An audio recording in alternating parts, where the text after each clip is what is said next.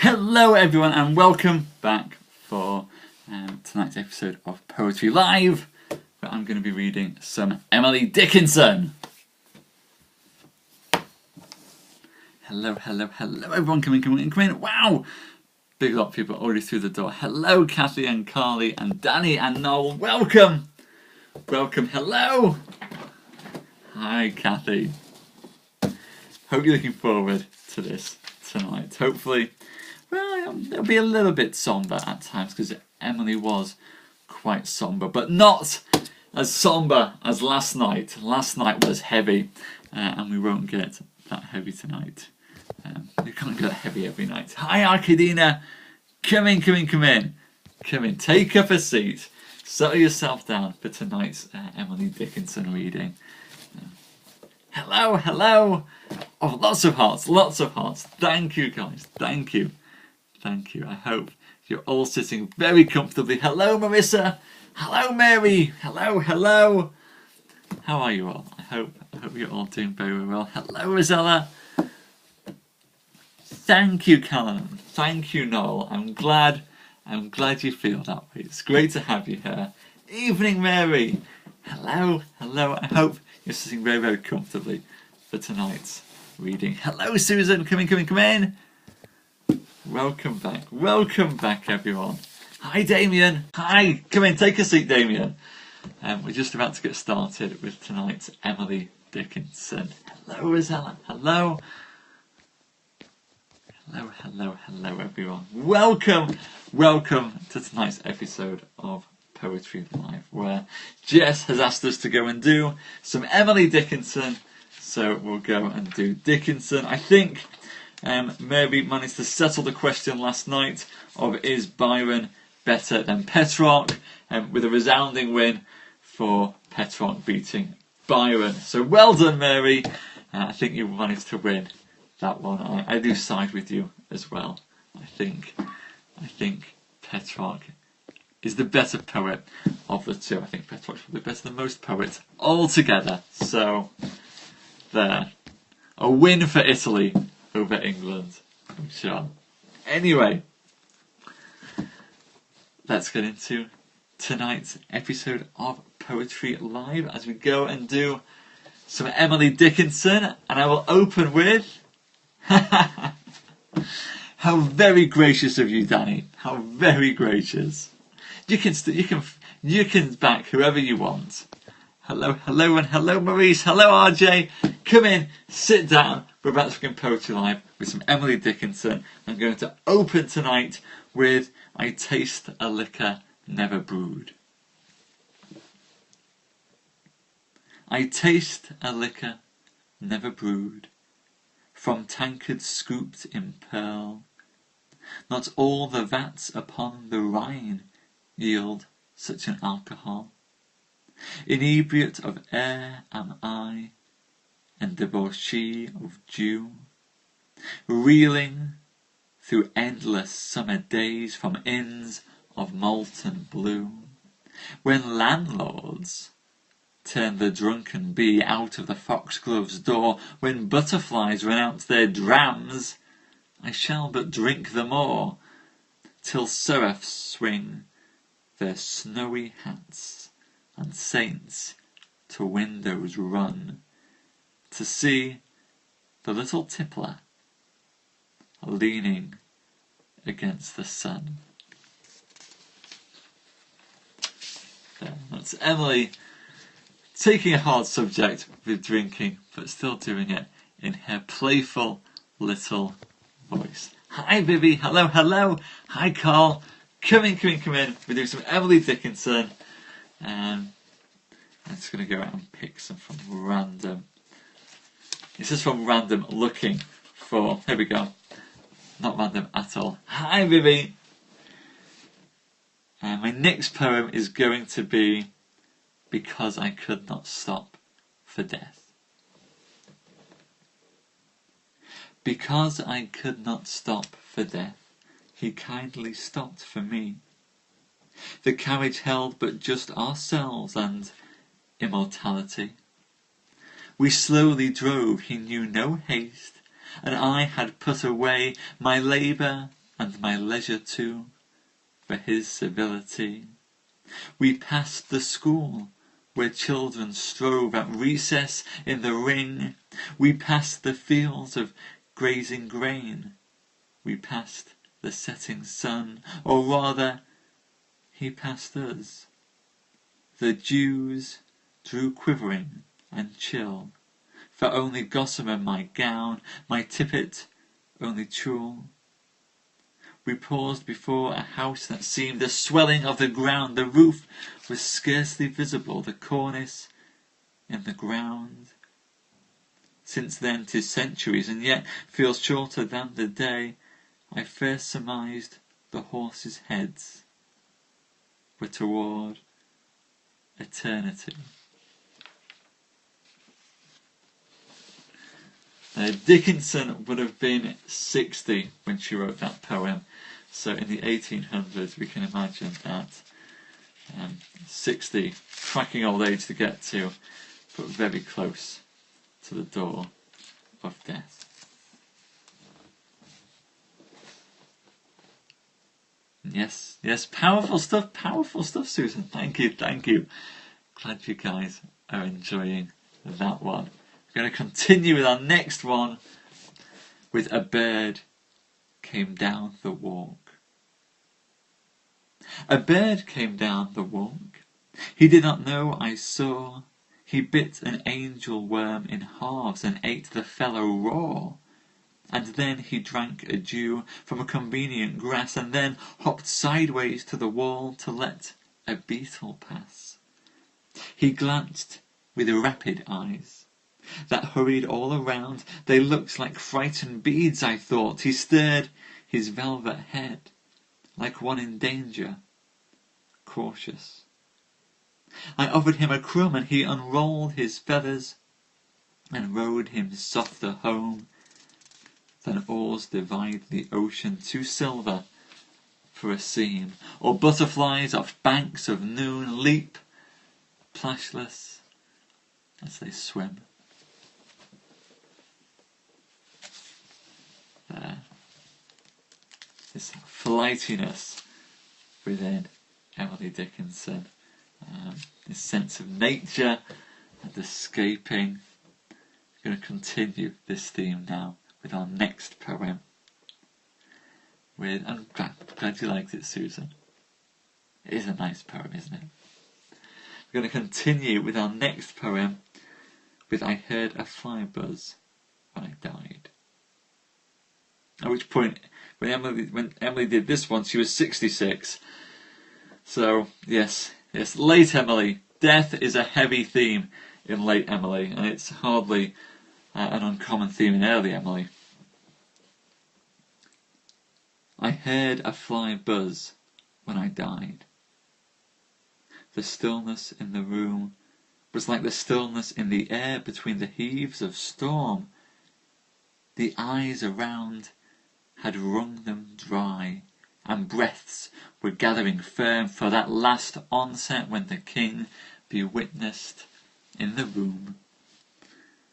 I willed my keepsakes, signed away what portion of me be assignable, and then it was there interposed a fly, with blue, uncertain, stumbling buzz between the light and me. And then the windows failed, and then I could not see to see.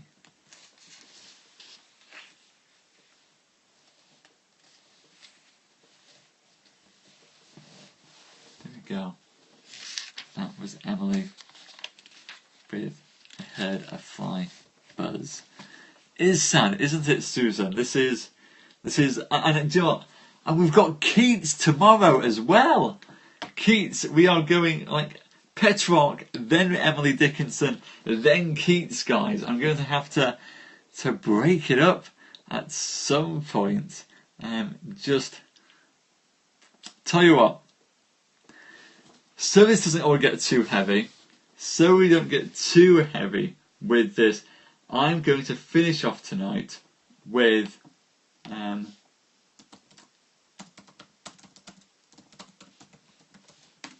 I will finish off tonight's reading with some Edward Lear, just to go and get us back, as I can't do 3 nights in a row of sad poetry.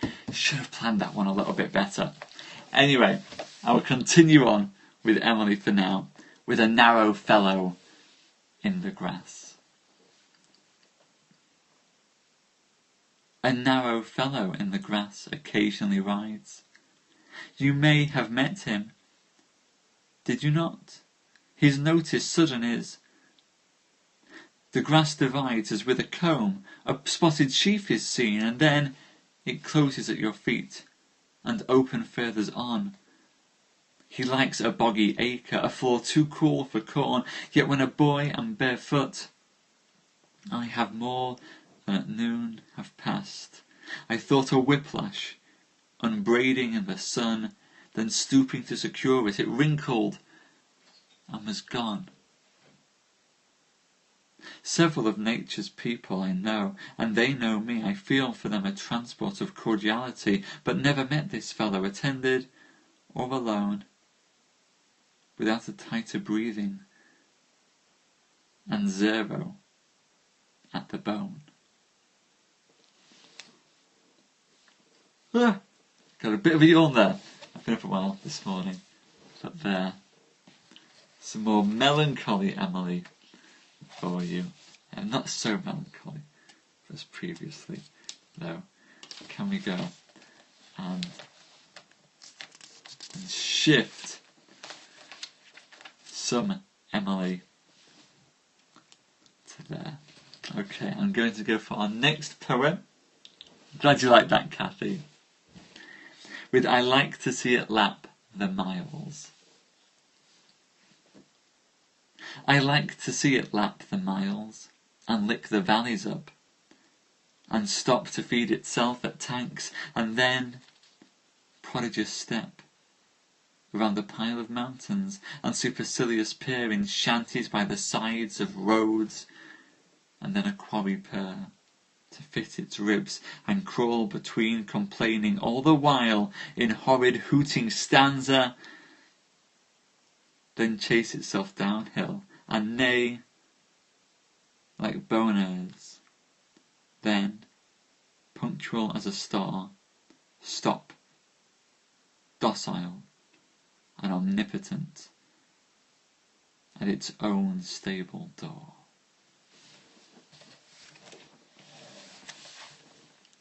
Here we go. There's no escaping the melancholy tonight. Strap yourselves in, ladies and gents. I'm glad you like that one. As I jump now to what's I go for my next trick. My life has stood a loaded gun. That will be my next trick. My life had stood a loaded gun in corners till the day the owner passed, identified, and carried me away.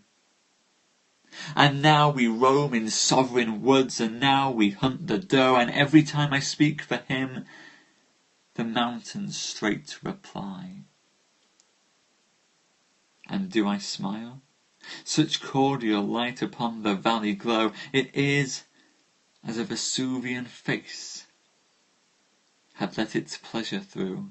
And when at night or good day done I guard my master's head, 'tis better than the eider duck's deep pillow to have shared to foe of his I'm deadly foe.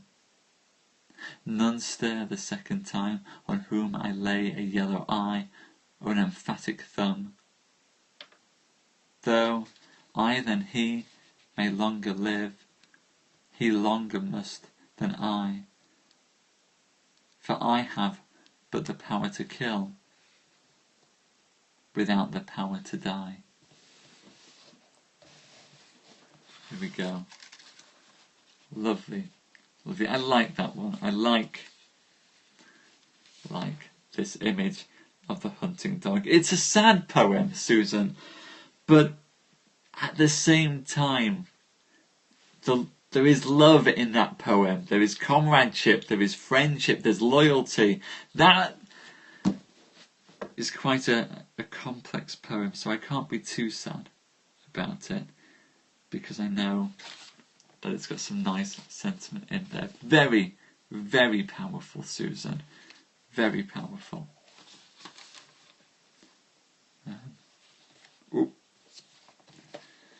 This next one. My life closed twice before its close is a short one, but a famous one. My life closed twice before its close. It yet remains to see if immortality unveil a third event to me. So huge, so hopeless to conceive, as these that twice befell. Parting is all we know of heaven, and all we need of hell.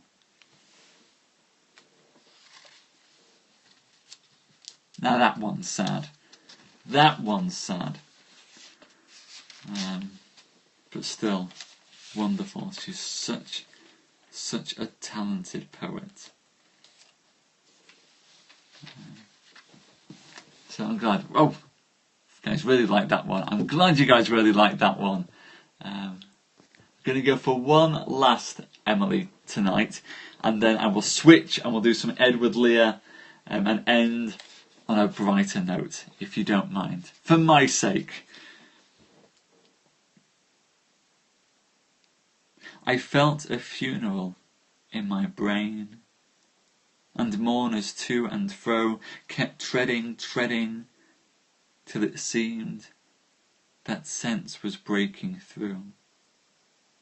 And when they all were seated, a service like a drum kept beating, till I thought my mind was going numb. And then I heard them lift a box and creak across my soul with those same boots of lead again. Then space began to toll, as all the heavens were a bell, and being but an ear, and I, and silence, some strange race wrecked, solitary, here. And then a plank in reason broke, and I dropped down, and hit a world at every plunge, and finished knowing then. Cut short there. Emily deliberately cutting herself short. Very, very sad poem, Susan. Absolutely nothing wrong with crying over something that deep or that sad. But 3 melancholy poets in a row. No good for Simon. Carly, I do write at all, and I will read my work at some point. In fact, Carly, if you go to SimonTellsTales.com, go to Poetry Live. I think it's episode 4 where I do John Donne and the Metaphysical Poets. Is it episode? Yes, episode 4. If you watch episode 4, Carly, then there are 3 of my poems on there on the website, and I will go and do some more of my poems later. I've just been finishing off on some... No Pamers! That is banned. Danny, bad. Bad Danny, bad. Banned. Banned Pamers. Banned Pamers. But I'm just finishing off on doing some prose in my... I've got probably another couple of pages until I'm done with my prose, and then I can go back and go and do some poetry, at which point I will go and test on all of you. Excellent, Susan! Well, you should go and read us some of your poems as well, as that would be wonderful to hear. I would look forward to that. But no Pamers to lighten the mood. on. We'll have words about that, Danny. We'll have words about that. I used to work in W.H. Smith's in the book department, which for those of you who don't know it, is not a bookstore by any means of the imagination, and the poetry section in there was just Pam Ayres. That was it. There were no other poets in there. It drove me nuts. The day we got the lyrical ballads in with Coleridge and Wordsworth, I was on cloud 9. I was on cloud 99 just having the lyrical ballads in there. So rant over. I'm finishing off tonight on a happy note as we go for some Edward Lear and some Owl and the Pussycat, which I hope you'll all enjoy. The owl and the pussycat went to sea in a beautiful pea-green boat. They took some money, and plenty of money, wrapped up in a £5 note. The owl looked to the stars above and sang to a small guitar. Oh, lovely pussy, oh, pussy, my love, what a beautiful pussy you are, you are, you are. What a beautiful pussy you are. Pussy said to the owl, you elegant fowl, how charmingly sweet you sing. Oh, let us be married, too long we have tarried, but what shall we do for a ring? They sailed away for a year and a day to the land where the bong tree grows. And there in a wood a piggywig stood, with a ring at the end of his nose, his nose, his nose, with a ring at the end of his nose. Dear pig, are you willing to sell for a shilling your ring? Said the piggy. I will. So they took it away and were married next day by the turkey who lives on the hill. They dined on mince and slices of quince, which they ate with a runcible spoon. And hand in hand on the edge of the sand they danced by the light of the moon, the moon. They danced by the night of the moon. There. I'm glad you like that one, Joe, and I'm glad Carly's class likes it as well. Edward Lear's a wonderful, wonderful poet to read to little kids. And big kids, and those of us who never grew out of it, so I can see why they enjoyed it so much. I do like reading it as well, Carly. So I hope you get a chance to read it to them more often. Actually, that's a point. We haven't done any T.S. Eliot in a while. We should do Old Possums at some point. Hi, Blanks!